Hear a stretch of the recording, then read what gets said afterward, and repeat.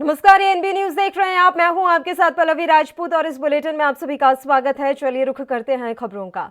Line of control पर भारतीय सुरक्षा बलों की कड़ी कार्रवाई और भारत का कूटनीतिक दबाव अब साफ तौर पर नजर आ रहा है। एक रिपोर्ट के मुताबिक अब आतंकियों की कमी होती हुई दिखाई दे रही है। एक रिपोर्ट जारी हुई है और इस रिपोर्ट के अनुसार आतंकियों और पाकिस्तान की खुफिया एजेंसी आईएसआई के हौसले पस्त हो चुके हैं। यही वजह है कि पाक अधिकृत कश्मीर के लॉन्च पैड पर आतंकियों में भगदड़ मची हुई है। लॉन्च पैड पर कोई भी आतंकी नहीं आना चाहता। सुरक्षा बलों की एक रिपोर्ट से इस बात का खुलासा हुआ है कि आतंकियों की संख्या में भारी गिरावट देखी गई है। सूत्रों के मुताबिक लॉन्च पैड पर जनवरी फरवरी के महीने में भारी गिरावट देखी गई। इस साल फरवरी के महीने में खुफिया रिपोर्ट की माने तो 43 आतंकियों के लाइन ऑफ कंट्रोल के उस पार बने लॉन्च पैड पर देखे जाने की सूचना मिली है। वहीं 108 आतंकी जनवरी के महीने में देखे गए। भारतीय खुफिया एजेंसी लगातार एलओसी पर सर्विलांस कर रही है। आतंकी अब उन लॉन्च पैड पर आने से कतरा रहे हैं जहां आकर वो घुसपैठ करने की कोशिश करते थे। सूत्रों के मुताबिक 43 आतंकी जो इस वक्त लॉन्च पैड पर हैं, उसमें जम्मू बॉर्डर के सामने बने लॉन्च पैड पर 28 और कश्मीर घाटी के सामने सक्रिय लॉन्च पैड पर सिर्फ 15 आतंकी हैं। जानकारी मिली है कि पाकिस्तान की आर्मी और आईएसआई भारत की आर्मी और बॉर्डर सिक्योरिटी फोर्स के ऑपरेशन से तो डरी हुई है ही, साथ ही भारत के कूटनीतिक दबाव के चलते पाकिस्तान के एस्टेब्लिशमेंट को कोई भी बड़ी घटना फिलहाल अंजाम नहीं दे पा रहे हैं।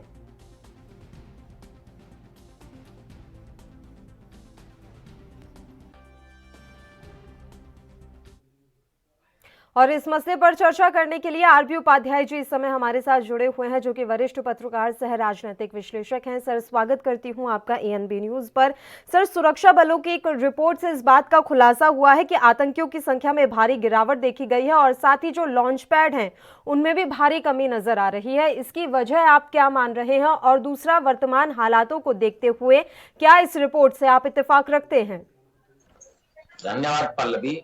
देखिए, बिल्कुल आपने सही कहा और जो रिपोर्ट्स है मैं बिल्कुल इससे इत्तेफाक रखता हूँ। क्यों? देखिए, हालात इस समय पाकिस्तान के हैं, जिस तरह से आर्थिक रूप से कमजोर है, विश्व पटल पर उसकी जो छवि है वो खराब हो चुकी है। तो ऐसे हालात में सरकार और मिलिट्री दोनों ही बेबस हैं और बहुत ज्यादा मदद आतंकवादियों की वो नहीं कर पा रहे। आउट ऑफ वे जाके जो मदद करते थे वो संभव नहीं हो पा रही है।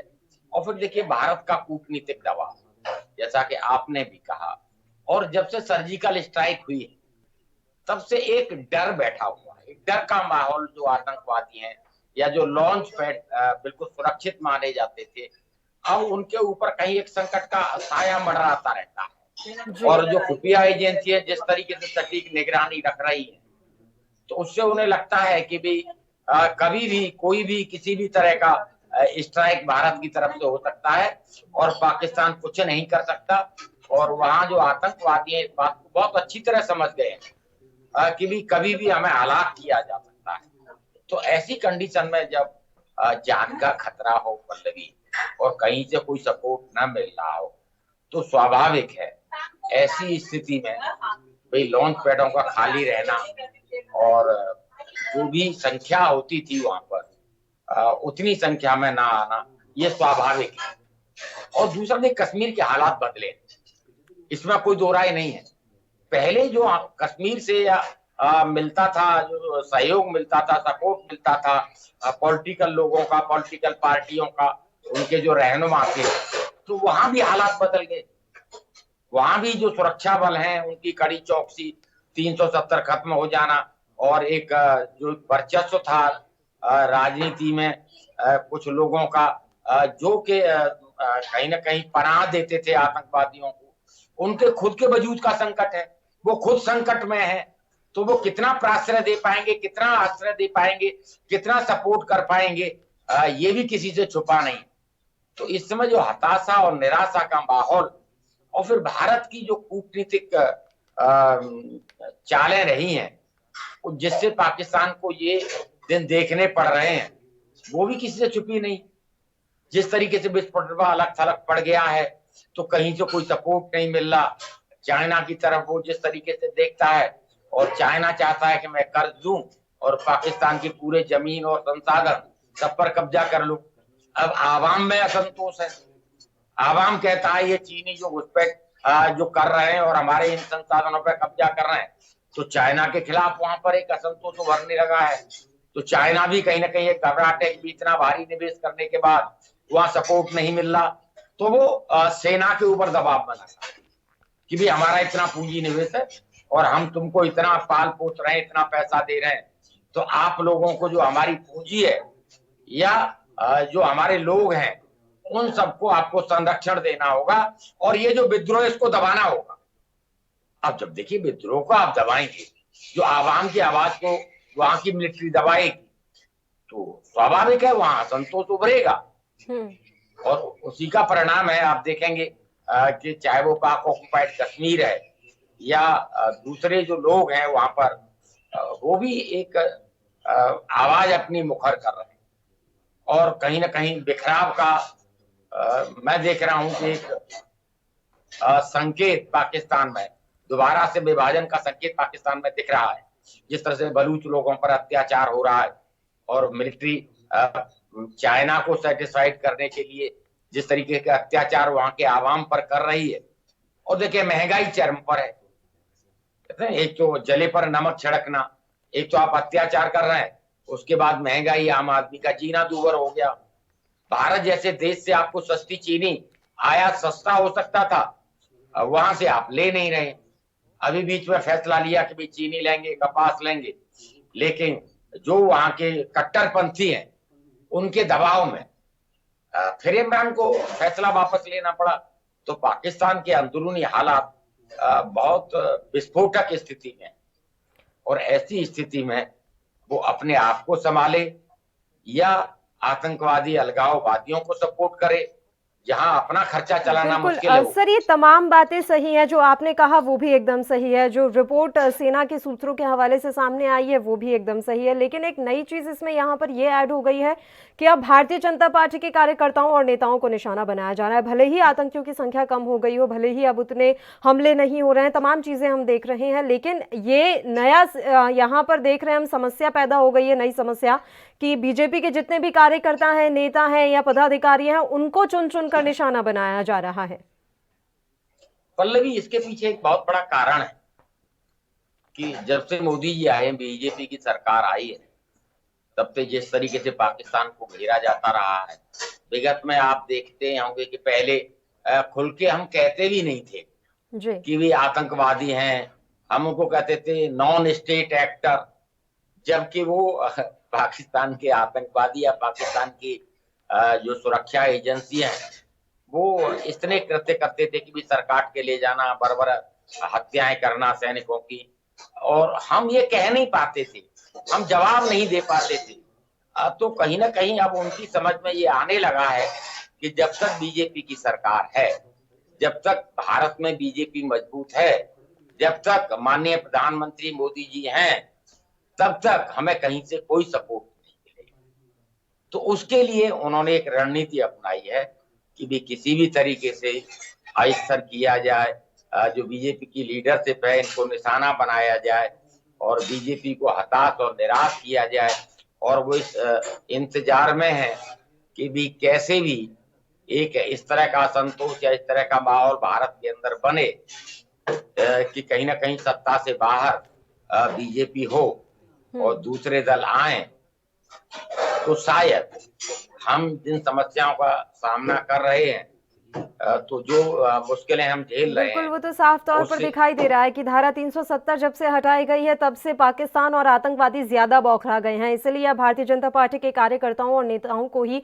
चुन चुन कर निशाना बनाया जा रहा है। आरबी उपाध्याय जी, आप लगातार हमारे साथ जुड़े रहिए। एक छोटे से ब्रेक के लिए हम बुलेटिन में रुक रहे हैं, फौरन हाजिर होंगे।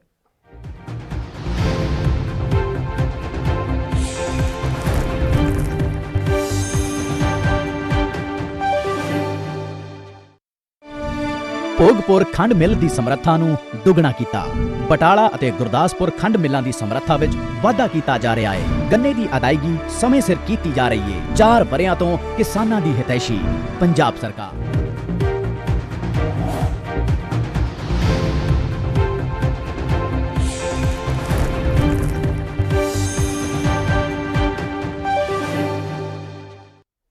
ब्रेक के बाद एक बार फिर से आप सभी का स्वागत है। बढ़ते हैं अगली खबर की ओर। ओडिशा विधानसभा के भीतर शनिवार को अजब गजब दृश्य देखने को मिला। बिना चर्चा किए एक विधेयक पास कराने के मामले ने ऐसा तूल पकड़ा कि विधायकों ने सदन में मर्यादा की सारी हदें पार कर दी। बताया गया है कि मामले को लेकर नाराजगी जताते हुए विपक्षी दल बीजेपी के कुछ सदस्यों ने स्पीकर के आसन की ओर चप्पल, माइक्रोफोन और कागज के टुकड़े फेंक दिए। घटना के बाद स्पीकर ने 3 विधायकों को निलंबित कर दिया और उन्हें तत्काल सदन से बाहर जाने के आदेश दे दिए। इसके बाद बीजेपी सदस्यों की ओर से अध्यक्ष पर चप्पल ने माइक्रोफोन और कागज के गोले फेंके गए, जो विपक्षी दलों के सदस्यों की बेंच और अध्यक्ष के आसन के पास गिरे। इस घटना के बाद सदन में अराजकता का माहौल पैदा हो गया और विधानसभा को भोजन अवकाश तक के लिए स्थगित करना पड़ा। सदन की कार्यवाही दोबारा शुरू होने के बाद अध्यक्ष पात्रों ने सदन में बीजेपी के उपनेता बीसी सेठी, मुख्य सचेतक मोहन माझी और विधायक जेएन मिश्रा को पूरे सत्र के लिए निलंबित कर दिया और तत्काल सदन से बाहर निकालने के आदेश दे दिए, जिसके बाद विधायक धरने पर बैठ गए। लिए वो बिल्कुल गलत है। गणतंत्र का विरोध, गणतंत्र का कंठरोध जैसे किया जाता है वही काम आज किए हो। मेरा कहना है कि आज विरोधी दल का एडजर्नमेंट मोशन था, वो हमारा काम है। विरोधी दल का वो सांप्रतिक परिस्थिति में जो विषय आता है उनको विधानसभा गृह में आलोचना करने के लिए उनको वो कैंसिल कर दिए, क्योंकि वो माइनिंग के बारे में था। माइनिंग खनी दुर्नीति जो बोलते हैं उनका बारे में था, इसलिए उनको कैंसिल कर दिए। और दूसरा बात है कि हम उसी बात को लेकर हम डिस्कशन करने के लिए क्यों आप बातिल करें। वो जो बात चल रहा था इसी टाइम में ज़बरदस्ती 1-2 बिल विधेयक, वो बिल को ज़बरदस्ती पास कर दिया। और विधेयक जो पास होता है वो हाउस में ऑर्डर एक आता है, डिसिप्लिन आता है, विरोधी दल का उपस्थिति में वो किया जाता है, हम पार्टिसिपेट करते हुए वो होता है, वो उसको करने नहीं दिए तो वो गणतंत्र का विरोध में चला गया। इसलिए हमारा विरोधी दल का नेता जब उनका सीट पर खड़ा होकर वो बोलने के लिए वो डिमांड किए तो उनको भी मिला नहीं। लीडर ऑफ अपोजिशन है, अपोजिशन के, उनको बोलने का जगह नहीं मिलेगा, उनको बोलने का परमिशन नहीं मिलेगा। तो विधायक लोग हम सब इसी बात को लेकर हमने वेल चलाए और डिमांड मांगे। तो उसी टाइम में जो घटना हुई, जो अप्रीतिकर एक परिस्थिति सृष्टि हुआ, इसमें वाचस्पति कुछ बिना पक्ष हमारा रख के वो हमको सस्पेंड कर दिए। हम कुछ चप्पल फेंकना वो काम हम किए नहीं है तो हम देखे नहीं, मगर जब ने निंदा प्रस्ताव आया, विधायक लोग ने बोले, कांग्रेस वालों विधायक ने भी बोले, मगर हम जब बोलने के लिए खड़ा हुए हमको बोलने के लिए नहीं दिए। क्यों ये अप्रीतिकर वातावरण सृष्टि हुआ?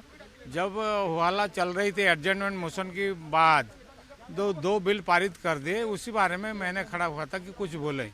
हमको बगैर बोलने के लिए दे इन लोगों को 2 बिल पारित कर दे।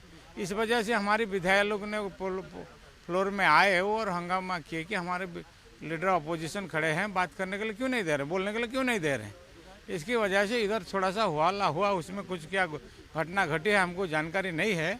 फिर भी तीनों हमारा विधायक लोग को निंदा प्रस्ताव लाए गए हाउस में और इन तीनों को सस्पेंड कर दिए। जेएन मिश्रा, विष्णु सेठी, मोहन भाई, ये तीनों को सस्पेंड किए हैं। उसमें हम दुखित नहीं है, मगर सस्पेंड करने से पहले हमको कम से कम बोलने के लिए मौका देना चाहिए। हमको क्यों सस्पेंड किया जाएगा इस बारे में हम अगर सफाई देते, सस्पेंड करते तो कोई प्रॉब्लम नहीं था। हमको बोलने के लिए नहीं दिए। विधानसभा में हर लोग बोले, वाचस्पति हर लोग को बुलाए, हमको बुलाए नहीं। इस वजह से हम वाचस्पति को निंदा करें, हमारी पक्ष सुने बगैर, हमारी बात सुने बगैर तीनों विधायक को सस्पेंड किए। और आईन पारित के समय ऐसे नियम है, प्रावधान है, कोई भी विधायक बोल सकते हैं। हम खड़े हैं, हमको बोलने के लिए नहीं दिए, 2 विधेयक पारित कर दे, इस वजह से हम निंदा करें। ऐसा नहीं होना चाहिए, टायरनी नहीं होना चाहिए। वाचस्पति किसी के निर्देश से ये सब काम कर रहे हैं, हमको भी जानना चाहिए। तो अभी आप धरना क्यों दे रहे हैं? धरना इस वजह से दे रहे हैं कि हमारी बात विधानसभा के रखने के लिए क्यों हमको आदेश नहीं दिया गया और तीनों आदमी हमारा विधायक को क्यों सस्पेंड किया गया, उसका कारण हमको चाहिए। House happening. I can't say anything, and after seeing the footage, law will take its own course of action. So in the afternoon session, I got the footage. I called all the party leaders, our Parliament Affairs Minister, our Chief Whip of Biju Janata Dal, and also our opposition leader and Congress leader. We all sat together and saw the footage, and whatever happening, we have taken the observation, and accordingly, what is in seen, That has been moved as a resolution. So, sir, what type of action taken against whom? The law is that under the rules of procedure of the Odisha Vidhan Sabha, up to rest of the session, maximum 7 days we can give. इस मसले पर चर्चा की शुरुआत करेंगे, लेकिन उससे पहले एक छोटे से ब्रेक के लिए यहाँ रुक रहे हैं, फौरन हाजिर होंगे।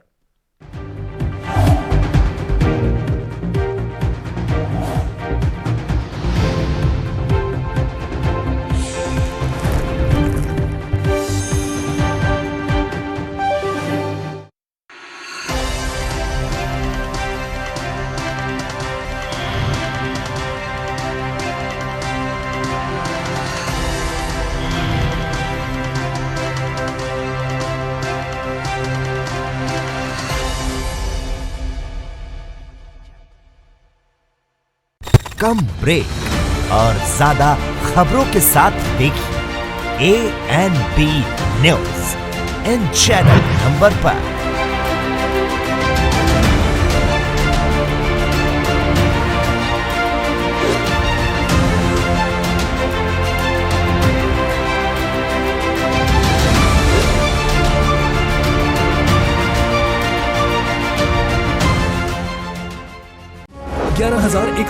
ਸਕੂਲਾਂ ਨੂੰ ਸਮਾਰਟ ਸਕੂਲ ਬਣਾਇਆ। ਵਿਦਿਆਰਥੀਆਂ ਨੂੰ ਮੁਫਤ ਵਰਦੀ, ਕਿਤਾਬਾਂ ਤੇ ਮੁਫਤ ਸਿੱਖਿਆ ਦਿੱਤੀ ਜਾ ਰਹੀ ਹੈ। 4 ਵਰਿਆਂ ਤੋਂ ਸਰਕਾਰੀ ਸਕੂਲਾਂ 'ਚ ਸਮਾਰਟ ਸਿੱਖਿਆ ਮੁਹੱਈਆ ਕਰਵਾ ਰਹੀ ਪੰਜਾਬ ਸਰਕਾਰ।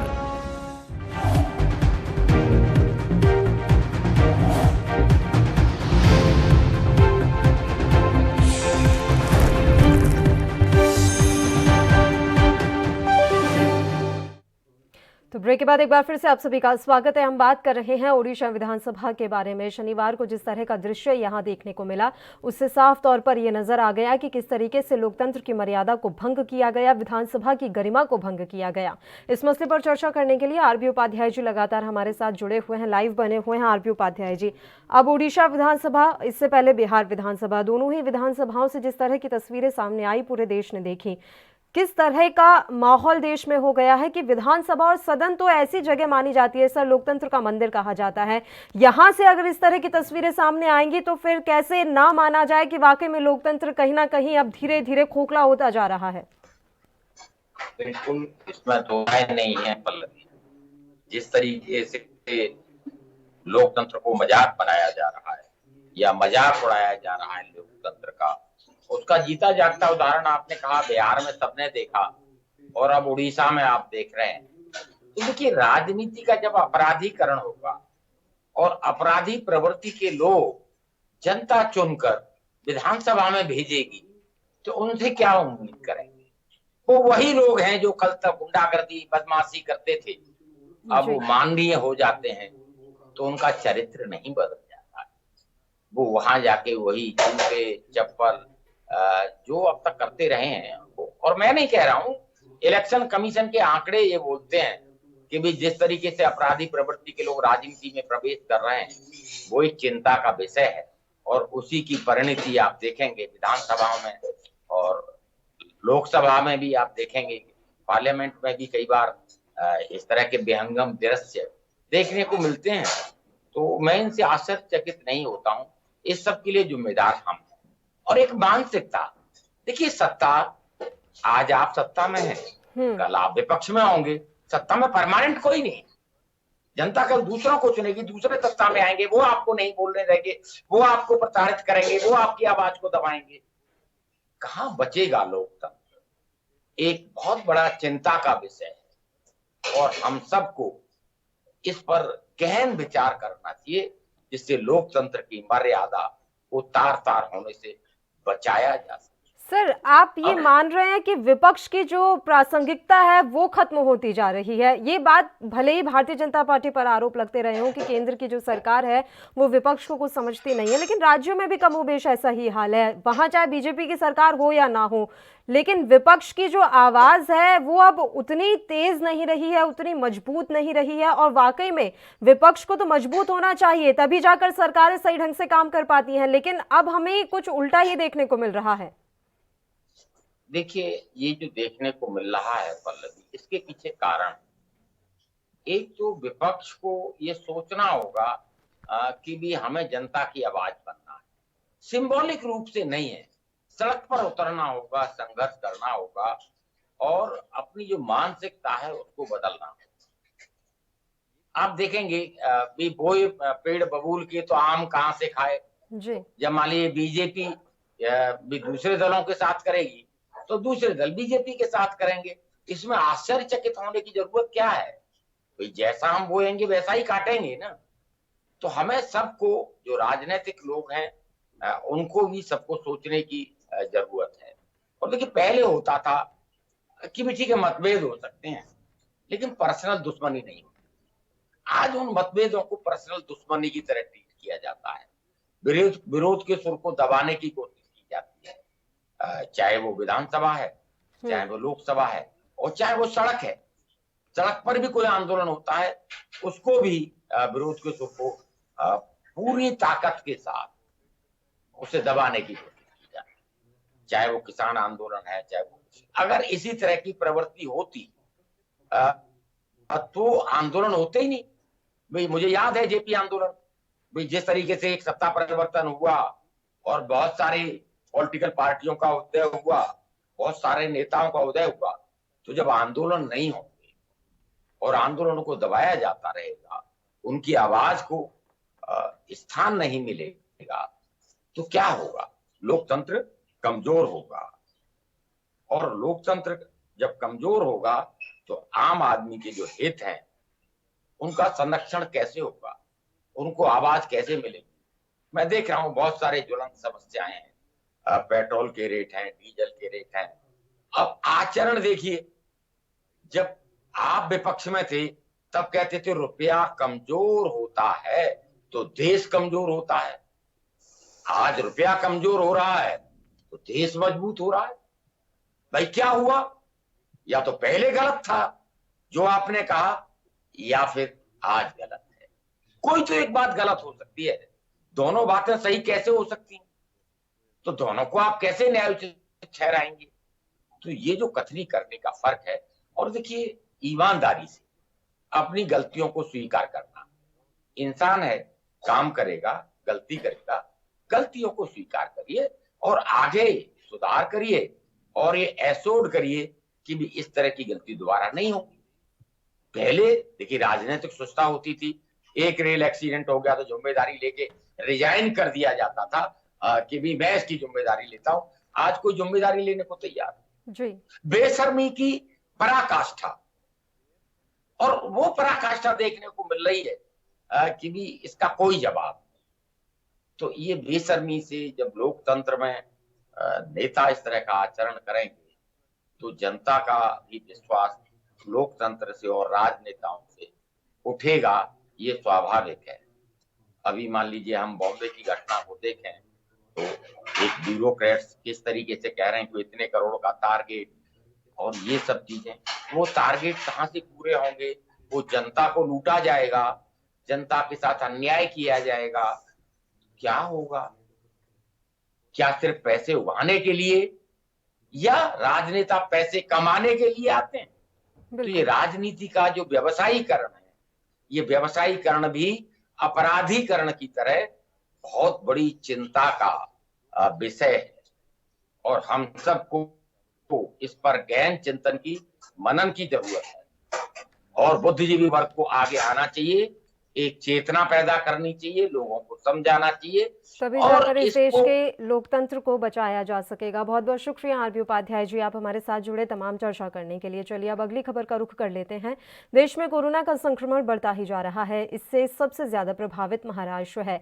यहाँ बीते 24 घंटे में करीब 50,000 नए मामले सामने आए हैं। वहीं अकेले मुंबई में ही 9,000 से ज्यादा केस मिले हैं। इन सब बातों को ध्यान में रखते हुए अब सरकार वैक्सीनेशन प्रोग्राम में तेजी लाने की कोशिश कर रही है। इसलिए मुंबई में रविवार के दिन भी सभी वैक्सीनेशन सेंटर खुले रहेंगे।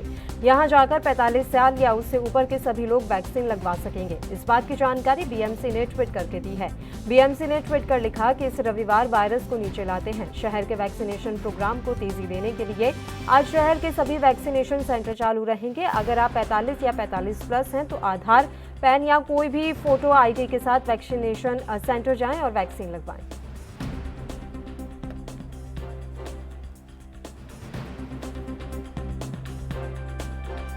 महाराष्ट्र में कोरोना के केसेस 50,000 के करीब प्रतिदिन होने जा रहे हैं।